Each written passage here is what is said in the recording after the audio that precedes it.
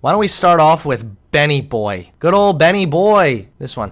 How modern society is castrating men. Oh, shit. Right off the bat, I can tell. Only a woke leftist society would ever convince Ben Shapiro to grow a beard. Holy crap. All right, Ben Shapiro, please tell me how modern society is castrating men today. Controversy has broken out over my friend and colleague here, Jordan Peterson. He went on Piers Morgan's show, and he was asked specifically about Olivia Wilde's brand new movie, Don't Worry, Darling, which is getting just excoriated by the critics, which is a shocker because she is one of the protected people, Olivia Wilde. She's a feminist hero. And it doesn't matter that this feminist hero made the actual star of that film, Florence Pugh, apparently extraordinarily uncomfortable on set because she was banging Florence Pugh's co-star, Harry Styles. None of that matters because Olivia Wilde is a feminist hero for making a movie that basically suggests that.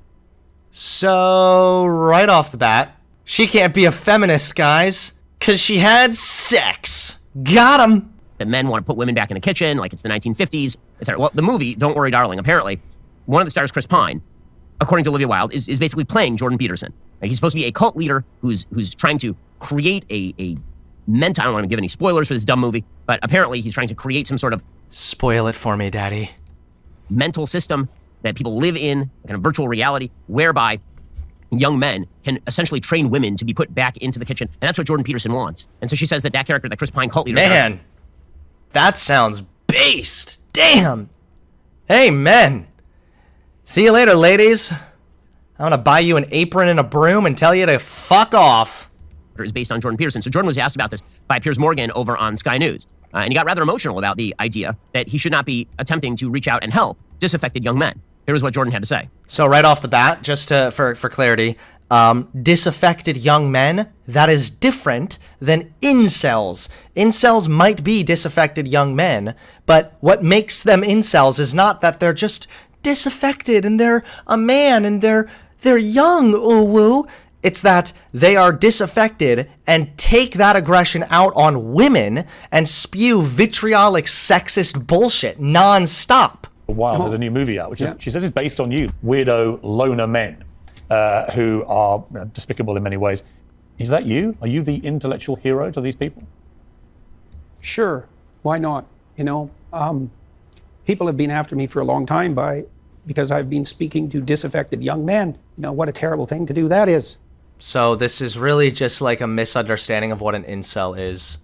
Let's see what good old Google says. Define incel. A member of an online community of young men who consider themselves unable to attract women sexually, typically associated with views that are hostile towards women and men who are sexually active. Huh.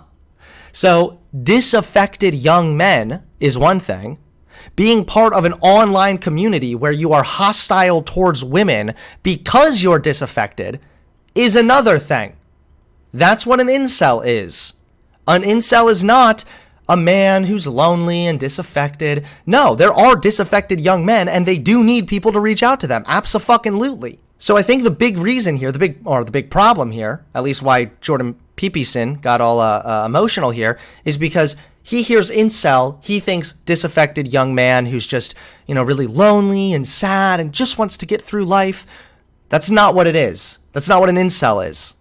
That would just be a disaffected young man. An incel would be somebody who's disaffected and takes that anger out on women. I thought the marginalized were supposed to have a voice. It's making you emotional. Oh no, I hate that. So many generalizations, man. Shouldn't the marginalized have a voice? Why are they marginalized? Like, Nazis are kind of marginalized in our society.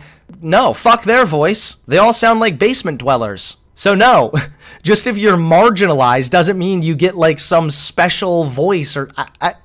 They're marginalized. Give them a megaphone. No, that's not what this means. Oh, God. I feel like any conservative argument could be refuted by simply pointing out that conservatives just don't know what words mean. That's it.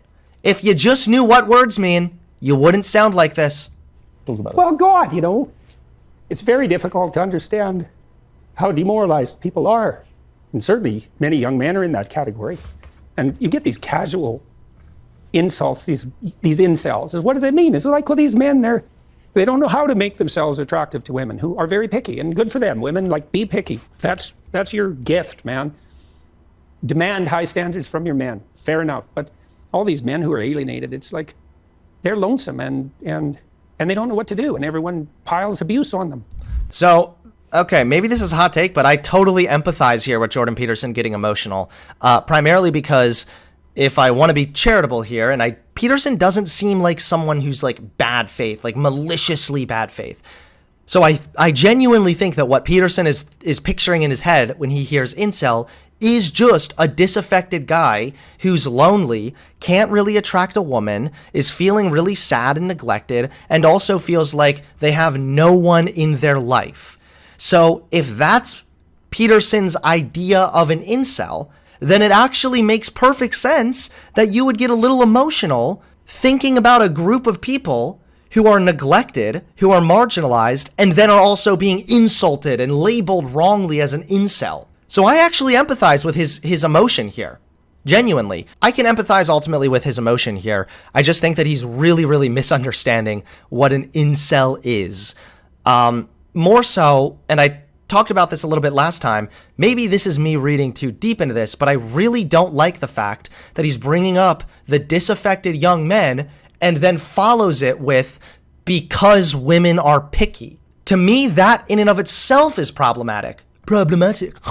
Because he's over here pointing out a problem that men are having. Yes, men are disaffected and lonely. That is true, and that's something that needs to be talked about. But then I feel like he puts some of the blame on women, which is what incels do. That's the problem with the incels, is they take the fact that they are having these emotional issues, and then they blame women for the fact that they are having those problems. And I feel like Peterson, in his own little way, just did that thing. I'm going to go back and play it again. And you get these casual insults, these incels. What does it mean? It's like, well, these men, they don't know how to make themselves attractive to women who are very picky, and good for them. Women, like, be picky. That's your gift, man. Demand high standards from your men. Fair enough. But all these men. And also keep in mind that, yes, women are picky. Like, at times, men are picky also. I mean, how many guys have you talked to that are like, I'd never fuck a fat chick? And then there's like a girl who is like 5 pounds over the BMI. And they're like, no, dude, holy shit. She is way too fat, bro. Like, do you think guys aren't picky? I just think that bringing up the problem that men are having and then pointing out that women are picky works as a justification. Even if he's unintentionally doing that, that is feeding into incel ideals. But yeah, men are also incredibly picky. Like, this isn't exactly a woman thing. This is a dating thing. People are picky. Yeah. Remember Jordan Peterson was the one that said, sorry, not beautiful, about the overweight, quote unquote, model on the magazine? Sorry, not beautiful, and no authoritarian something is going to make me think so. Like, yeah, Jordan, that was you being kind of picky, about the appearance of a woman. So, like, you've actually demonstrated that. So the fact that Jordan gets emotional in favor of these young men, that he's attempting to give a sense of purpose, this is what the media and the left have jumped on. So there's a great hypocrisy here, right? The media and the left, they suggest that masculinity, traditional masculinity, is bad because traditional masculinity doesn't allow you to show your feelings. Then here's Jordan Peterson, a hero to a lot of young men because he stands in favor of traditional masculinity and masculine roles. And he's getting openly emotional, right? He's tearing up while talking about these people who are disaffected.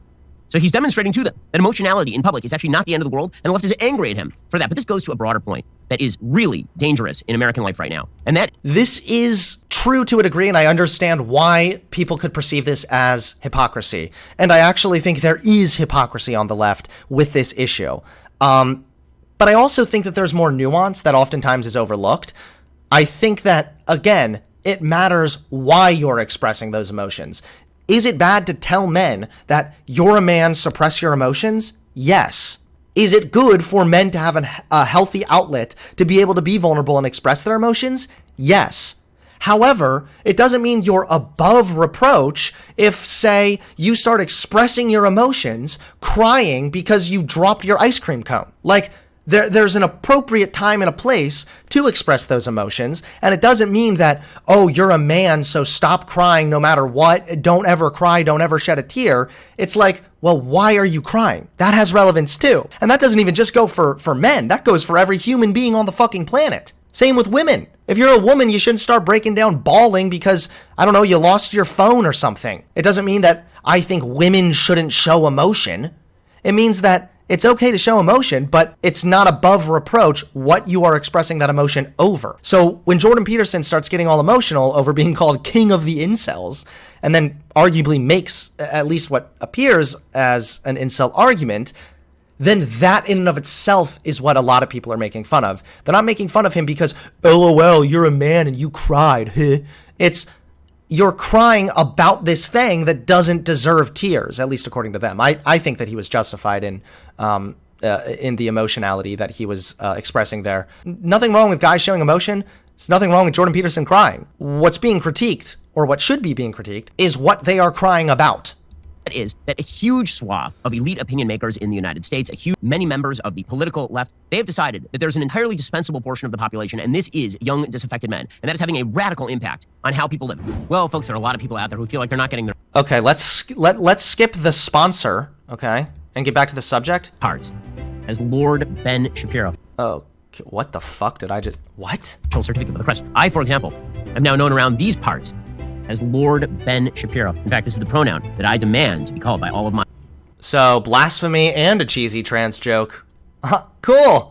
All right, seriously, though, can we be done? plane tickets, even your global charities like... Come on. Establishing Kingdom, Shapiro... Holy shit! The video, they're like, I'll stick a 5-minute ad in there. That'll make the 10-minute mark. Yeah.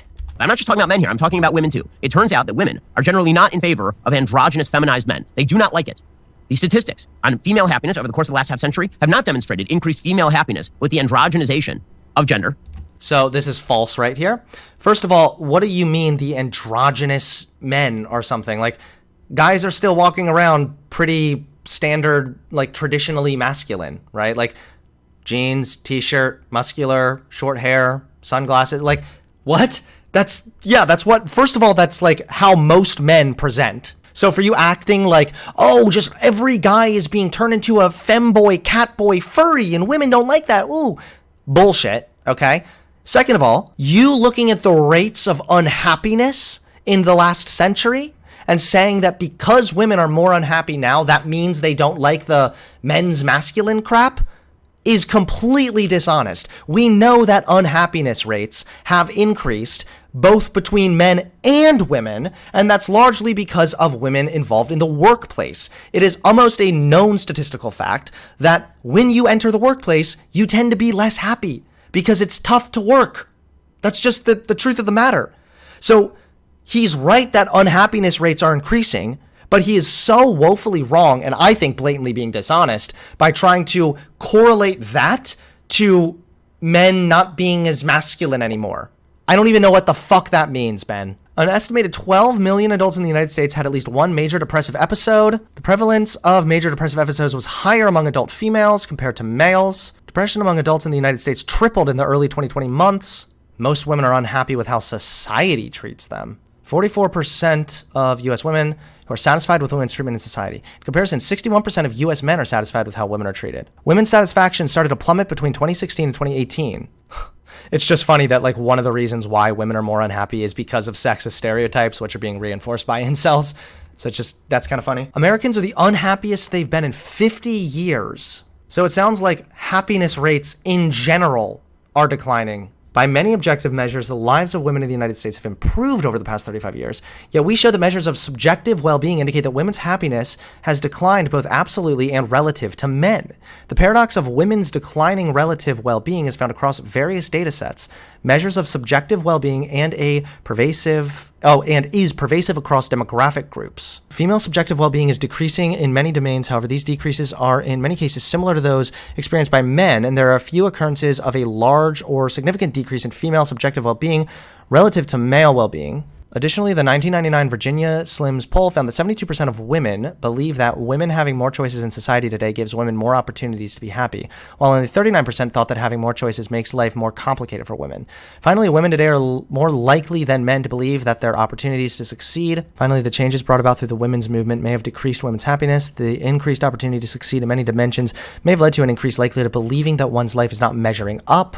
I don't see anything here about men. Oh, here we go. 99% of all women in the entire world say femboys are bad. All right, Benny boy, you figured it out. No, seriously, all kidding aside, yeah, it seems as though women are unhappy nowadays, more so than they were at least in the 1970s. However, again, to try and attribute this to men not being masculine is just bullshit. They have not created extraordinary levels of female happiness with later marriage and less childbearing and rearing. It's not good for women. It's particularly not good for men. The stats on men right now are devastating in the United States. Wait, but why? I can't believe he's doing this. Again, there's evidence to suggest that women who are stay-at-home moms suffer higher rates of depression. So there's that one for you, punk. And then again, you're talking about men being unhappy, and I guess your solution is like, just get married and have a kid, bro? I don't know. Brooks has a piece today in the New York Times titled "The Crisis of Men and Boys."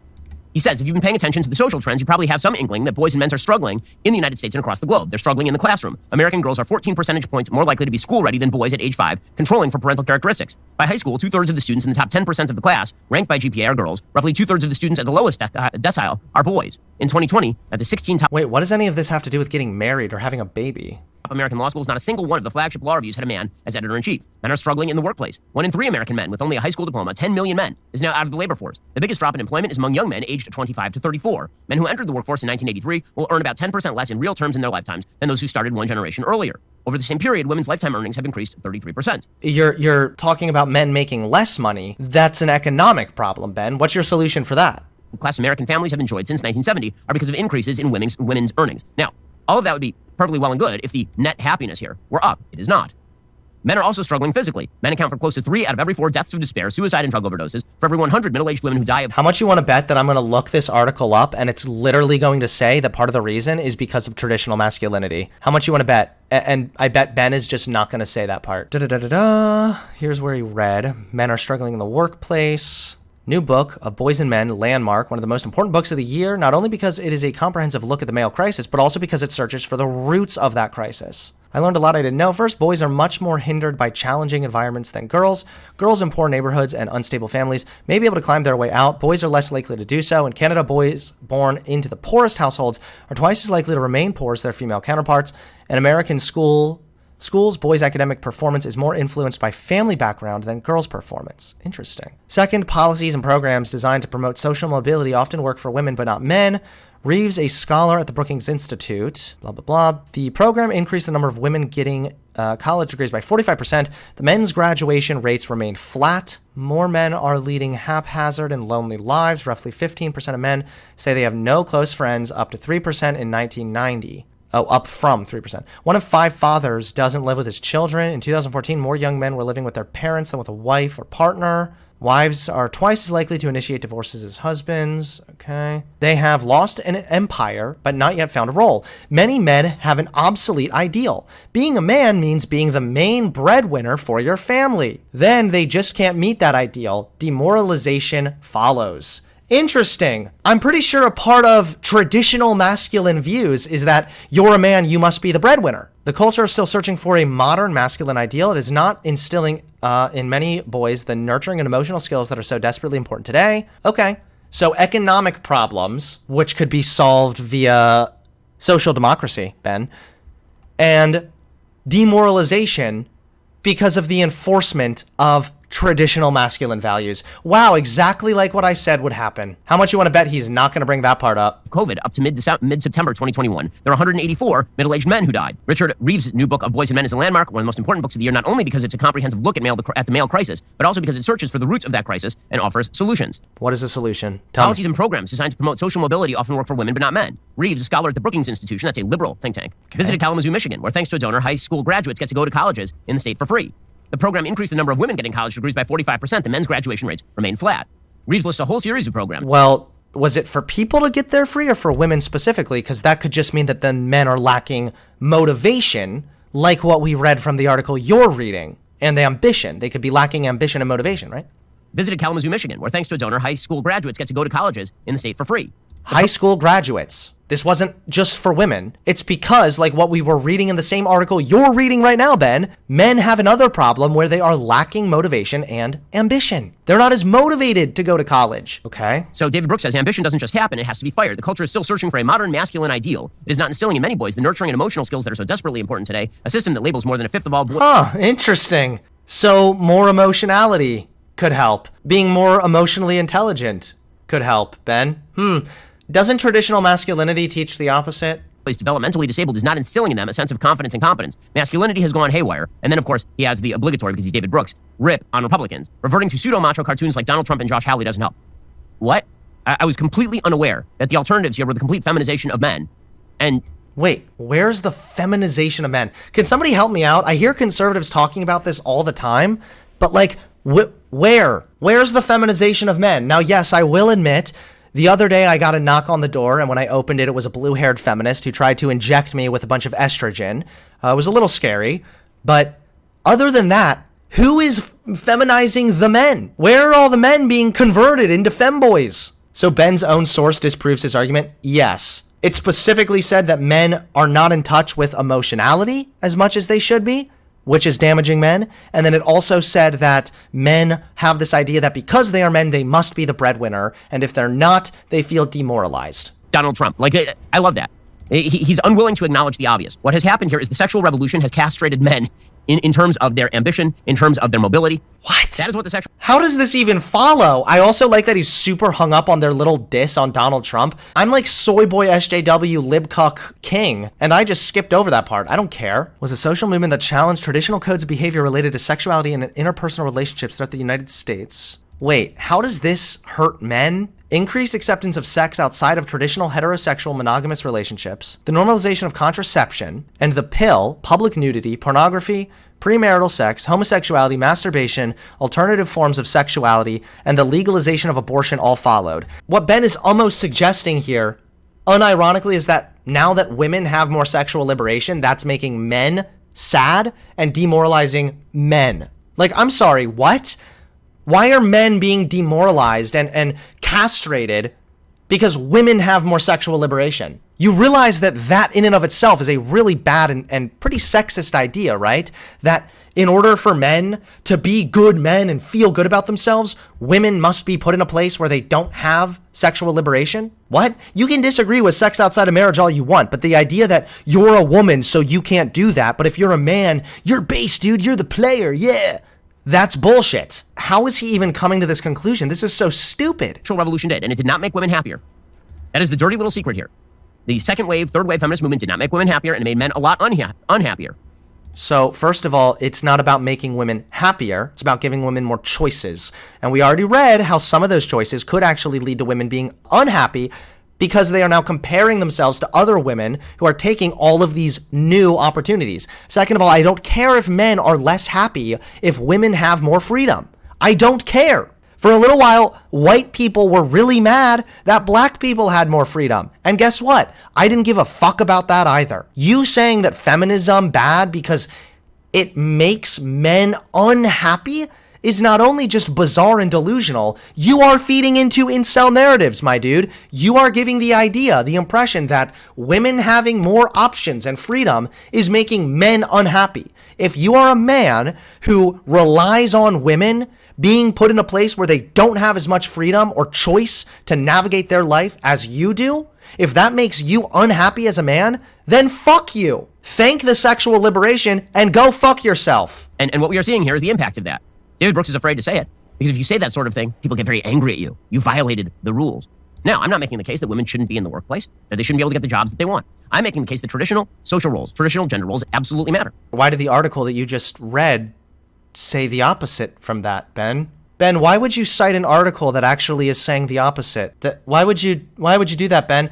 I know why. It's because he knows none of his inbred dipshit subscribers would ever actually look the article up. This is a perfect example of this. My wife is a doctor. She's a primary care physician. Okay. I took care of the kids while she was in medical school. I remember at 7 o'clock every night, I would drive our two very young children at the time. My daughter was all of about 2.5 years old, and my son was a newborn. And I would drive them to the hospital where she was in residency so she could see them for like 25 minutes while she ate her dinner, and then she would head back inside to the residency program. So I'm very much in favor of the idea that women should be able to work the jobs that they want to work. Also, life is a balance, and my wife does that beautifully. My wife took off time to take care of both of our kids when they were babies. And now, because she has the ability to, she wants to work part-time so she can spend more time with the kids. This is not a rare coincidence. This is kind of the ideal life as women seek to live it. But Ben, you're just like assuming, again, not everybody has a husband who is a multi-millionaire because he's famous for telling lies to an audience of hundreds of thousands, if not to millions. Like, not everybody's privileged enough that they can just be like, you know, I'm gonna just go part-time now. Heh. You know how many fucking couples, married couples with kids, are living on both incomes? They can't just take time off, Ben. And that's part of the problem with men, even. from the article is that men are facing economic problems, which is funny because that would actually be, man, it would really help if there was some kind of a social democracy economic system, to really give, let's not get all Karl Marx here, never mind. Just complain about the problem and then don't ever actually advocate for any real solution. I was expecting a little better. I'm not gonna lie. I really thought this was gonna be a little better. Men, do you feel castrated recently? Do you sometimes look down and you can't even see your penis because it's either hiding under your beer belly or maybe it's been legitimately removed by a blue-haired feminist? Well, thanks to Ben Shapiro here, we now have an understanding why. It's because women have more rights. And that's why we're sad. Guys, when I cry myself to sleep at night in my drunken stupor, as I remember I have no close friends or anybody that really loves me, then I will be sure to remember that the reason I feel this way is because women have equality. I would be so much happier if women were all second-class citizens. You know what? No, third-class citizens. I don't even know what that means, but fuck it. Because the lower women are, the happier I as a man is gonna be. At least according to Ben Shapiro. So, thank you, Benny Boy, for another delusional rant. Glad that I could watch it so that I could explain why every single thing you said was woefully wrong. And last but not least, how you are actually contributing actively to the problem while invoking the problem that men are suffering or struggling with currently to push for more of the ideas that are contributing to the problem. It is a vicious cycle, and you are contributing to it. It's embarrassing, okay? Ben Shapiro, I think maybe you're the one who's been castrated because you seem to be having your period. You're on your cycle, okay? The vicious cycle of creating the problem, using the problem to complain about women, and then reinforcing the problem, and then starting all over again. Fuck you, Ben. You're such a loser.